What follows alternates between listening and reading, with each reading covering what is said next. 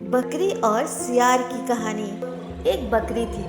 रोज सुबह जंगल जाया करती। सारा दिन जंगल में चरती और जैसे ही सूर्य विदा लेते इस धरती से बकरी जंगल से निकल आती।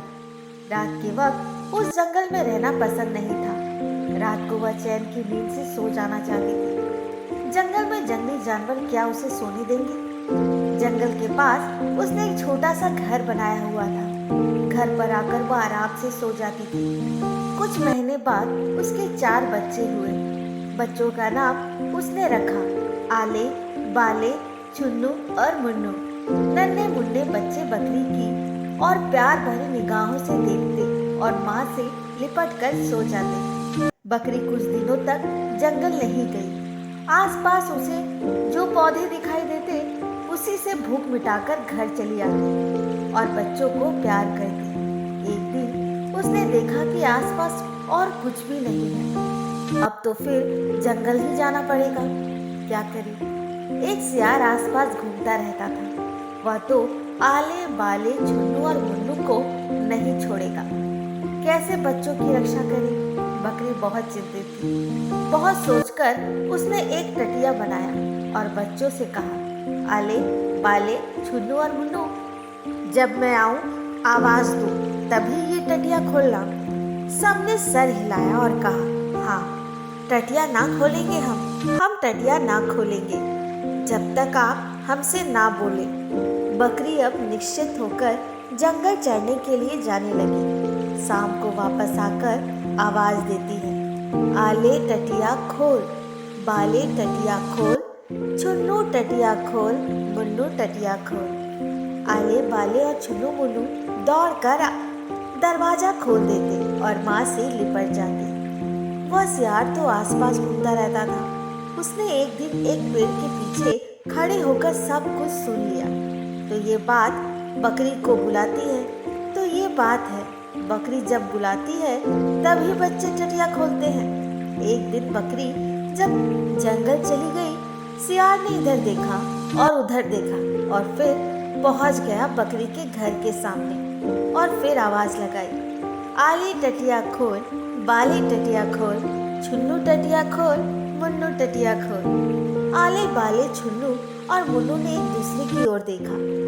इतनी जल्दी आज माँ लौट आई। चारों बड़ी खुशी खुशी टटिया के पास आए और टटिया खोल दी। सियार को देखकर बच्चों की खुशी गायब हो गई। चारों उछल उछल कर घर की ओर भीतर जाने लगे। सियार कूदकर उसके बीच आ गया और एक एक करके पकड़ने लगा। आले बाले छुन्नू मुन्नू रोते रहे, मिमियाते रहे, पर सियार ने चारों को खा लिया। शाम होते ही बकरी भागी भागी अपने घर पहुंची। उसने दूर से ही देखा कि टटिया खुली है। डर के मारे उसके पैर नहीं चल रहे थे। वह बच्चों को बुलाती हुई आगे बढ़ी। आले बाले छुन्नू मुन्नू, पर ना आले आया ना बाले, ना ही छुन्नू ना ही मुन्नू। बकरी घर के भीतर जाकर कुछ देर खूब रोई। उसके बाद वह उछल उछल कर खड़ी हो गई। ध्यान से देखने लगी जमीन की ओर। ये तो सियार के पैरों के निशान हैं। तो सियार आया था। उसके पेट में मेरे आले बाले छुन्नू मुन्नू है। बकरी उसी वक्त बढ़ई के पास गई और बढ़ई से कहा, मेरे सींग को पैना कर दो। क्या बात है, किसको मारने के लिए सींग को पैने कर रहे हो? बकरी ने जब पूरी बात बताई तो बढ़ई ने कहा, तुम सियार से कैसे लड़ाई करोगी? सियार तुम्हें मार डालेगा, वह बहुत बलवान है। बकरी ने कहा, तुम मेरी सींग को अच्छी तरह अगर पैने कर दोगे तो मैं सियार को हरा दूंगी। बढ़ई ने कुछ अच्छे से बकरी के सींग को पैने कर दिया।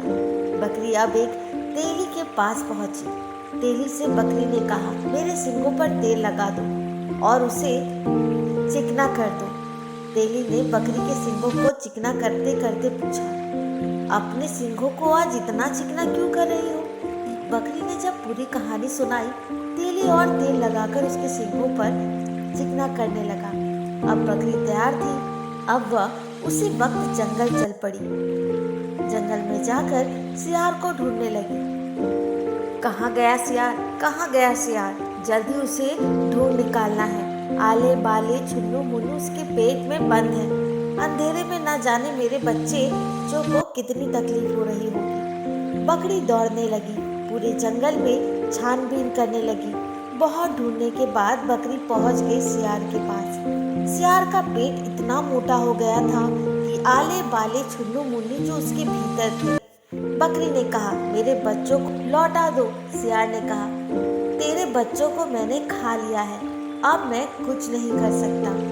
बकरी ने कहा, मेरे सींगों को देखो, कितना चिकना है, तुम्हारा पेट फट जाएगा, जल्दी से मेरे बच्चे वापस करो। सियार ने कहा, तू यहाँ मरने के लिए आई है?